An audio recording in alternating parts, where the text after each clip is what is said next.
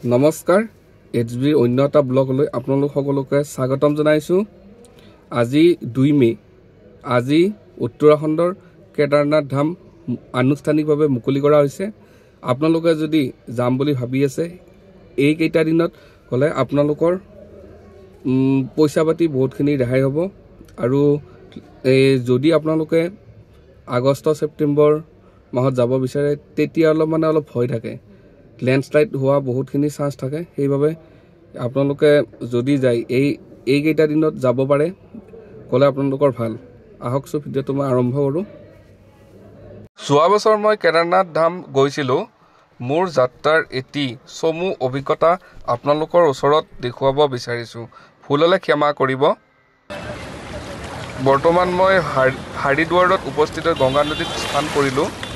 আপোনালোকে চাব পাৰে, আপোনালোকে স্নান কৰি যাব যাওঁতেই বৰ সুন্দৰ পৰিৱেশৰ মাজে মাজে। এতিয়া মই উপস্থিত হলোগৈ অলকানন্দা আৰু ভাগীৰথী নদীটো। এই দুটি নদী লগ হৈ গংগা হোৱা বুলি জনা যায়। এয়া মই সুন্দৰ মনোমোহা প্ৰাকৃতিক পৰিৱেশৰ মাজেৰে খোজকাঢ়ি গৈ আছো। বৰ্তমান কি সুন্দৰ পৰিৱেশ, বহুত ধুনীয়া। কিন্তু আমি যাওঁতে একো প্ৰব্লেম হোৱা নাছিল বাৰু। বৰ্তমান খোজকাঢ়ি আমি গৈ আছো প্ৰাকৃতিক পৰিৱেশৰ মাজে মাজে। অৱশেষত কেদাৰনাথ ধাম পালোগৈ।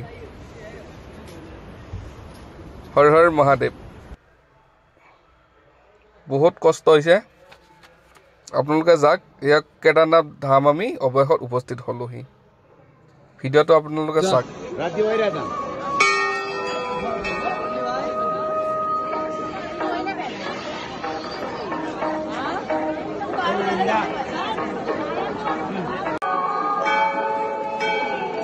বহুত ভাগ্যৰ ফলতহে কেদাৰনাথ ধামৰ আৰতিটো দেখা পোৱা যায়।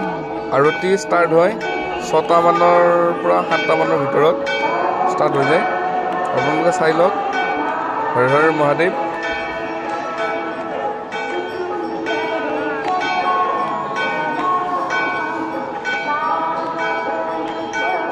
আমাৰ ইমানেই ভাগৰ লাগিছে যে আমি খোজ কাঢ়িব পৰা নাই।